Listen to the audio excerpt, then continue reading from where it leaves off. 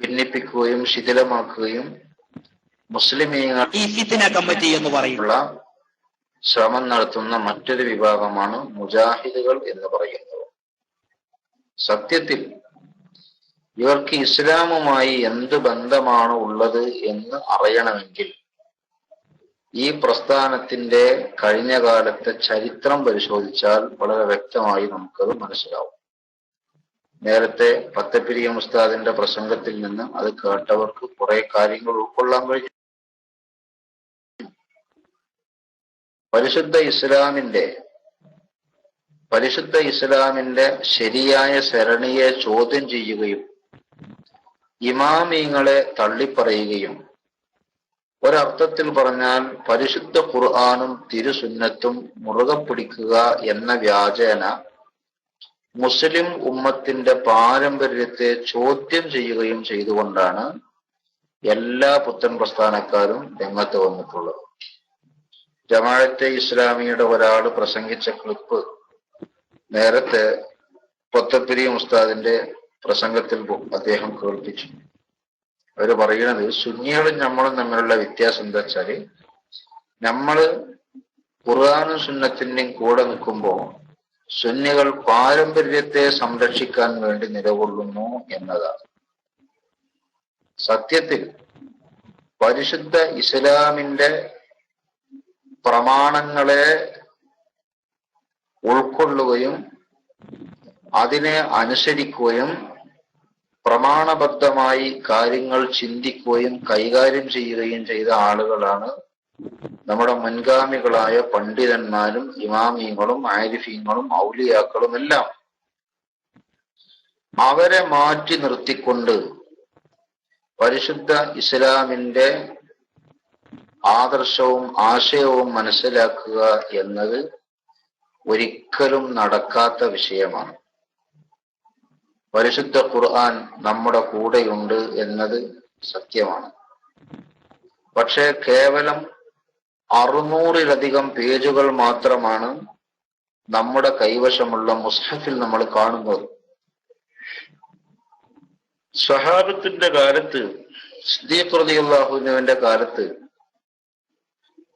അന്ന് പ്രത്യേകമായി ക്രോഡീകരിച്ച് വെച്ച പരിശുദ്ധ ഖുർആൻ നബി സല്ലല്ലാഹു അലൈഹി വസല്ലം തങ്ങളുടെ കാലഘട്ടത്തിൽ അവതീർണമായതും സ്വഹാബത്തിന്റെ കാലത്ത് ക്രോഡീകരിച്ചു വെച്ചതും ഉസ്മാൻ ഇബ്നു അഫ്ഫാൻ റളിയല്ലാഹു അൻഹുവിന്റെ കാലത്ത് കോപ്പി എടുത്ത് വിവിധ രാജ്യങ്ങളിലേക്ക് കൊടുത്തയച്ചതുമായ പരിശുദ്ധ ഖുർആനിന്റെ മുസ്ഹഫിൽ നമ്മൾ ഇപ്പോൾ കാണുന്ന പേജുകൾ കേവലം 600-ലധികമാണ്.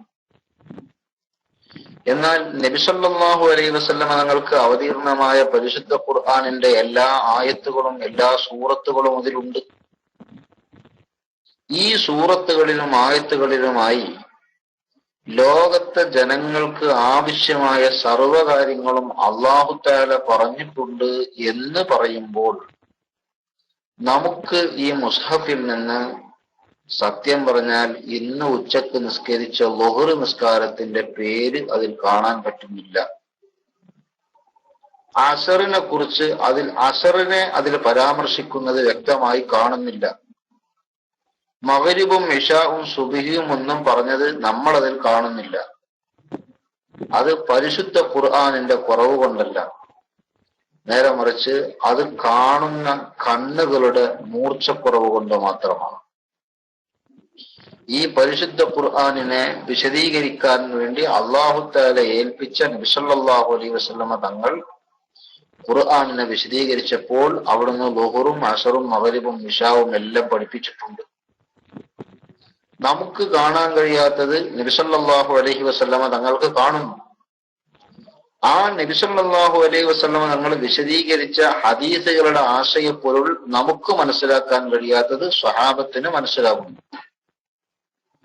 ആ സ്വഹാബത്തിന് മനസ്സിലായത് അടുത്ത തലമുറയാകെ താബിഈങ്ങൾക്ക് പകർന്നു കൊടുക്കുകയും അവർക്ക് ബോധ്യപ്പെടുകയും മനസ്സിലാവുകയും ചെയ്യുന്നു. അങ്ങനെ ഇങ്ങോട്ട് കഴിഞ്ഞ നൂറ്റാണ്ടുകൾക്കിടയിലായി 1500ഓളം വർഷത്തെ പാരമ്പര്യത്തെ സംരക്ഷിക്കുക എന്നത് അത് ഇസ്ലാമിനെ സംബന്ധിച്ചിടത്തോളം ചെറിയ കാര്യം അല്ല.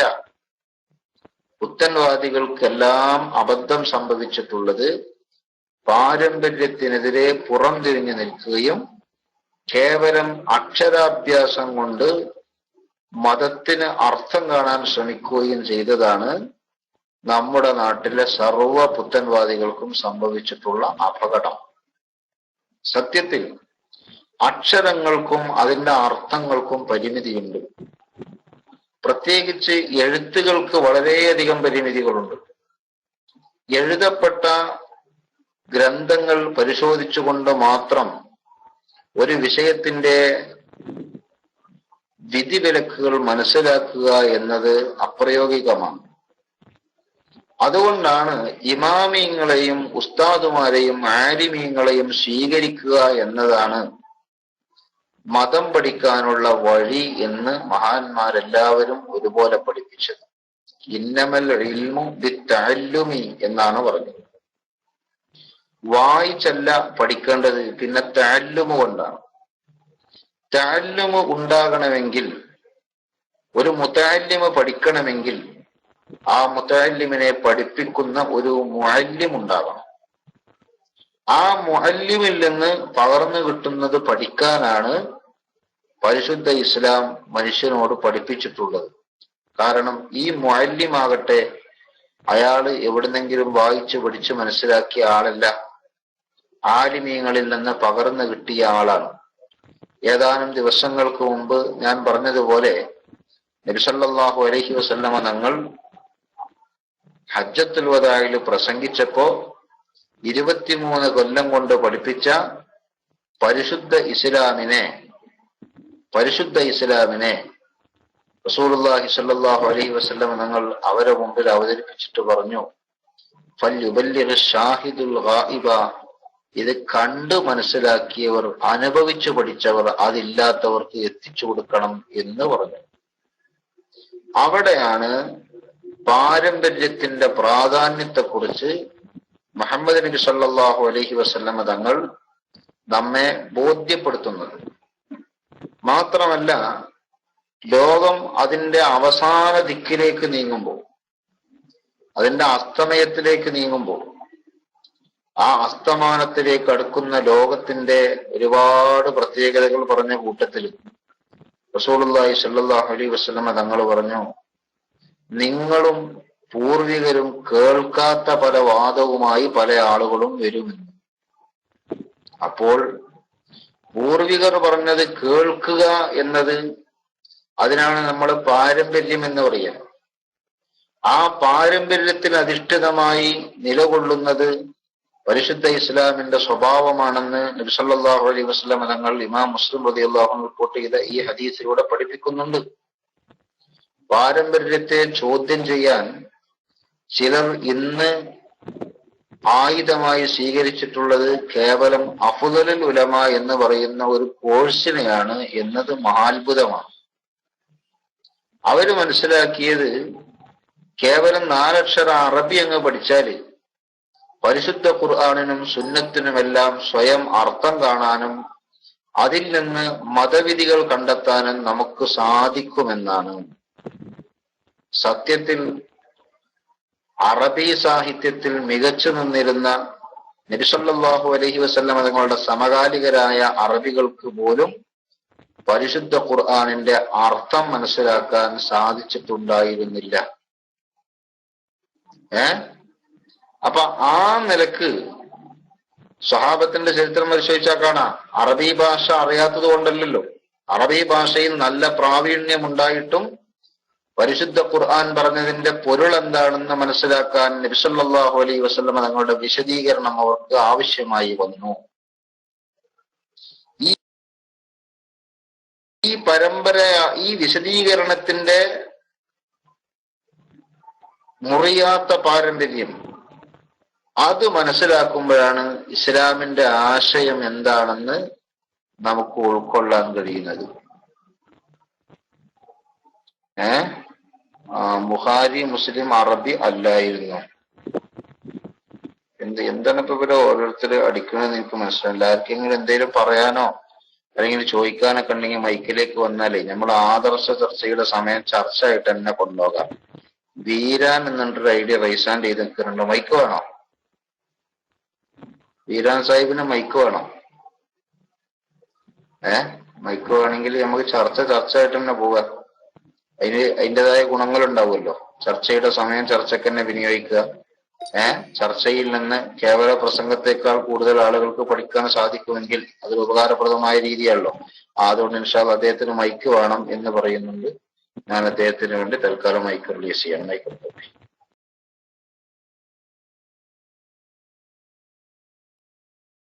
ഹലോ, അസ്സലാമു അലൈക്കും. കേൾക്കുന്നുണ്ടോ?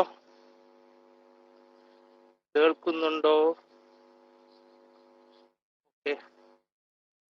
അതെ, ഞാൻ എൻ്റെ കമ്പ്യൂട്ടർ കേട്ടുന്നതുകൊണ്ട് എൻ്റെ ID കമ്പ്യൂട്ടറിൽ നിന്നാണ് വിളിക്കേണ്ടത്. എൻ്റെ സുഹൃത്തിൻ്റെ കമ്പ്യൂട്ടറിൽ നിന്നാണ് സംസാരിക്കുന്നത്. ചോദ്യം ചോദിച്ചതിന് ശേഷം ഞാൻ റേഡിയോയിലേക്ക് മാറുന്നതാണ്. എനിക്ക് ചോദിക്കാനുള്ള ഉസ്താദെ, ഒരു ഫേസ്ബുക്കിൽ ഒരു സാധാരണ വഹാബി പോസ്റ്റ് ഇടുന്ന ഒരു ആളൊരു ഹദീസ് അടിച്ചിരുന്നു. ഹദീസ് ഇങ്ങനെ പറയുന്നത്, സാധാരണ വഹാബികൾ ഈ സ്വലാത്തിനൊന്നും വല്ലാതെ പ്രോത്സാഹിപ്പിക്കലില്ല. അതിൽ ഹദീസ് ഇങ്ങനെ പറയുന്നത്, സൂര്യൻ ഉദിച്ച ദിവസങ്ങളിൽ വെച്ച് ഏറ്റവും ശ്രേഷ്ഠമായ ദിവസം വെള്ളിയാഴ്ച ദിവസമാണ്. അതുകൊണ്ട് എൻ്റെ മേലിൽ നിങ്ങൾ സ്വലാത്തിനെ അധികരിപ്പിക്കുക, നിങ്ങളെ സ്വലാത്ത് എനിക്ക് വെളിവാകുന്നതാണ് എന്ന് പറഞ്ഞിട്ടുണ്ട്. എന്താണ് എന്നിട്ട് മലയാളം ഖുർആനോ മലയാള ഹദീസോ ഇങ്ങനെയൊക്കെ എഴുതുന്നുണ്ട്. ഇതേ ആളിങ്ങനത്തെ ഈ സൈറ്റുകൾ എപ്പോഴും ഷെയർ ചെയ്തതായിട്ട് കാണുന്നുണ്ട്. ഈ ഹദീസിൽ വല്ലതും ആവും വിട്ടുപോയിട്ടുണ്ടോ, എന്തെങ്കിലും എഡിറ്റ് ചെയ്തിട്ടുണ്ടോ, അങ്ങനെയൊക്കെ എന്തോ ഒരു ചെറിയൊരു സംശയം ഉണ്ടായതുകൊണ്ട് ചോദിച്ചാണ് ഉസ്താദെ. ഞാൻ നേരെ എന്ത് ചെയ്യും, റേഡിയോയിലേക്ക് പോവും. ക്ലാസ് കുറച്ച് ചോദിച്ചാൽ എല്ലാവർക്കും കൂടുതൽ മനസ്സിലാവുമല്ലോ. അതുകൊണ്ടാണ് ഞാൻ മൈക്കെടുത്തത്. അസ്സലാമു അലൈക്കും വറഹ്മത്തുള്ളാഹി വബറകാതുഹു.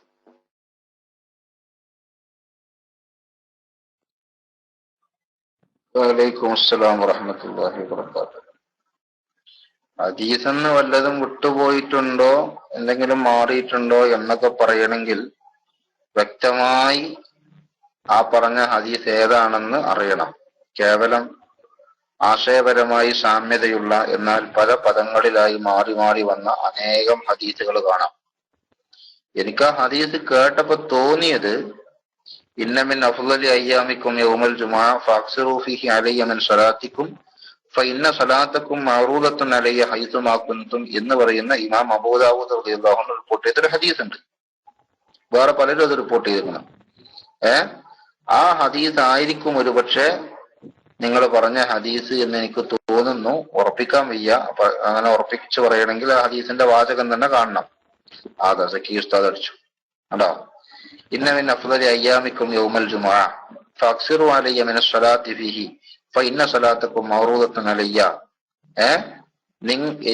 വെള്ളിയാഴ്ച ദിവസം നിങ്ങൾക്ക് പവിത്രമായ പ്രാധാന്യമുള്ള ദിവസമാണ്.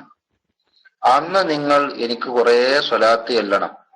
ഫഇന്ന സ്വലാത്തക്കും മഅറൂദത്തുൻ അലയ്യ, നിങ്ങളുടെ സ്വലാത്ത് എനിക്ക് വെളിവാക്കപ്പെടുന്നതാണ്, പ്രദർശിപ്പിക്കപ്പെടുന്നതാണ്, കാണിക്കപ്പെടുന്നതാണ്. അപ്പൊ ഖാലു യാ റസൂലല്ലാഹ് വകൈഫ തുഅറദു സ്വലാത്തുനാ അലൈക വഖദ അറംത. നബിയെ, ഞങ്ങളുടെ സ്വലാത്ത് അങ്ങേക്ക് എങ്ങനെ കാണിക്കപ്പെടാനാ? വഖദ് അറംത, അങ്ങ് ഖബറിൽ ആയാൽ, വഫാത്തിന്റെ ശേഷം ഖബറിൽ കിടക്കുമ്പോ ആ ഖബറിൽ സാധാരണഗതിയിൽ മനുഷ്യന്റെ ശരീരം ദ്രവിച്ചു പോകുമല്ലോ, അതുപോലെ തങ്ങളുടെ ശരീരവും ദ്രവിച്ചു പോകൂലേ?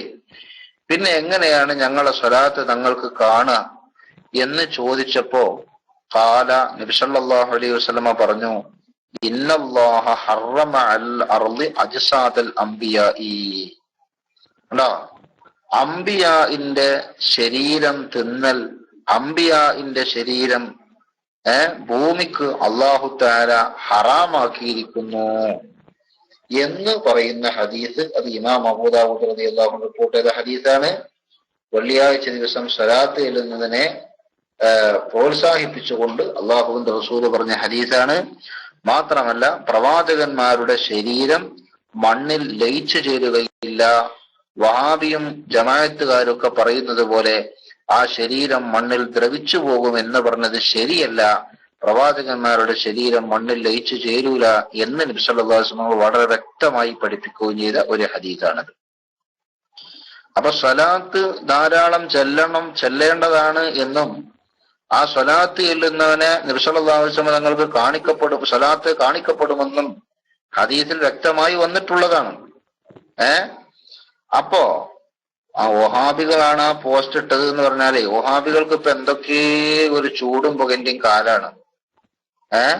അതുകൊണ്ട് മുമ്പ് കാലത്ത് അബൂദാവൂദും തുർമുദി, ഇബ്നു മാജയും നസായിയും ബുഖാരിയും മുസ്ലിമും ഒക്കെ റിപ്പോർട്ട് ചെയ്തിട്ടും പുറത്ത് പറയാൻ വഹാബി മടിച്ച ചില ഹദീസുകൾ മൂടി വെച്ചത് ഇപ്പൊ ചിലതൊക്കെ പറയാനും നേരത്തെ പറഞ്ഞത് ചിലതൊക്കെ മൂടി വെക്കാനും തുടങ്ങിയിട്ടുണ്ട്. അത് വഹാബിന്റെ പുതിയൊരു നമ്പറായിട്ടാണ് നമുക്ക് മനസ്സിലാകുന്നത്. കാരണം ഇപ്പൊ പഴയതുപോലെ ഒന്നും നടക്കൂല.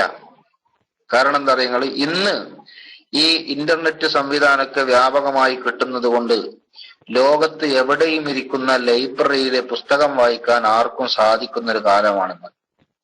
മാത്രമല്ല ലോകത്തിന്റെ നാനാഭാഗവും ജീവിക്കുന്ന മുസ്ലിം പണ്ഡിതന്മാർ ഇത്തരം വിഷയങ്ങളിൽ എന്ത് അഭിപ്രായം പറയുന്നു എന്ന് ആർക്കും മനസ്സിലാക്കാൻ പറ്റിയ ഒരു കാലഘട്ടമാണെന്ന്. അതുകൊണ്ട് പഴയ കാലഘട്ടം പോലെ കേരളത്തിൽ മാത്രം ഒരു ഗ്രാമത്തിൽ വന്ന് ഒന്ന് പറയുകയും അപ്പുറത്ത് പോയി വേറൊന്ന് പറയുകയും ചെയ്ത് നമ്മുടെ നാട്ടിലെ ആളുകളെ പറ്റിച്ചുകൊണ്ടിരുന്ന ആ പഴയ നടപടി ഇപ്പോ വിലപ്പോകില്ല എന്ന് മനസ്സിലാക്കിയതിൽ നിന്നായിരിക്കണം ചില വിഷയങ്ങളിലൊക്കെ അവർ മാറ്റി ചവിട്ടാൻ തുടങ്ങിയിട്ടുള്ളത്. പക്ഷെ മാറ്റി ചവിട്ടുന്നതിന്റെ ഇടയിലും ആളുകളുടെ കണ്ണിൽ പൊടിയിടാൻ ശ്രമിക്കുന്നുണ്ട്. അതെങ്ങനെയെന്ന് വെച്ചാല് പിന്നെ അത് ശരി, സക്കീർ ഉസ്താദോട് വേറെ ചോദ്യം ചോദിക്കുന്നുണ്ട്. അതായത് ആ കണ്ണിൽ പൊടിയിടൽ എങ്ങനെയെന്ന് വെച്ചാല് ഇത്തരം വിഷയങ്ങൾ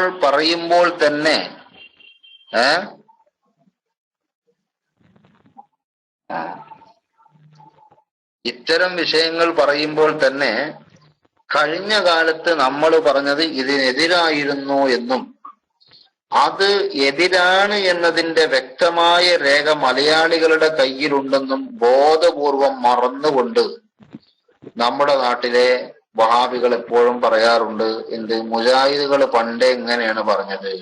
അതൊരു പാച്ച നോണയാണ്. പണ്ട് എന്താണ് പറഞ്ഞത് എന്ന് ചോദിച്ചാൽ പോൽക്കെന്നെ അറിയില്ല. കാരണം പണ്ട് എന്ന് പറഞ്ഞാല് കുറെ കാലുണ്ടല്ലോ. ആ കാലത്തിന്റെ ഇടക്ക് ഒന്ന് പറഞ്ഞത് എത്ര തവണ മാറ്റി പറഞ്ഞു എന്ന് ചോദിച്ചാൽ ആ കണക്ക് നമ്മളെ വഹാബികൾക്ക് കിട്ടൂല. മനസ്സിലായോ?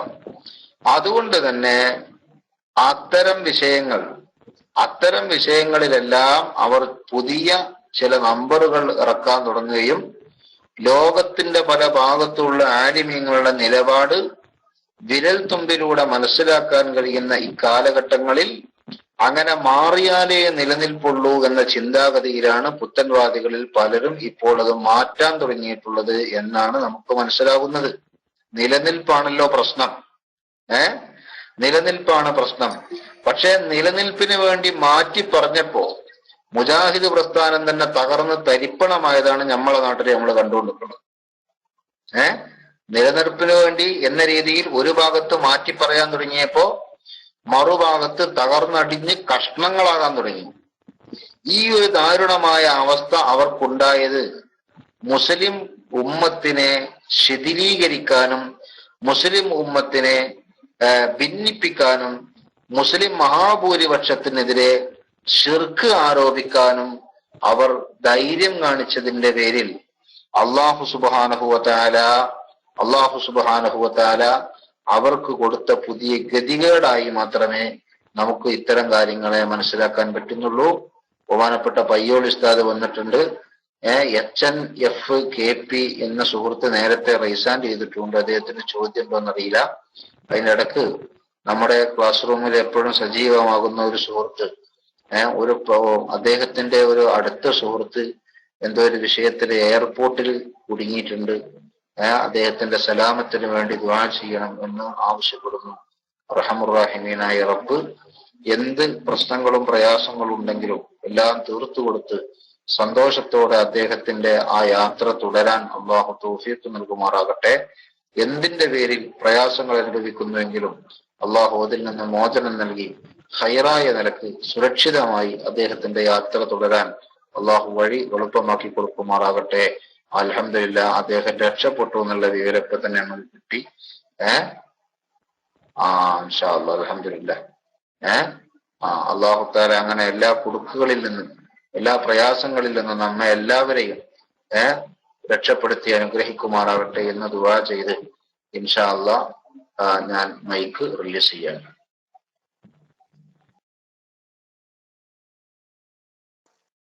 അസ്സലാമു അലൈക്കും വറഹ്മത്തുള്ളാഹി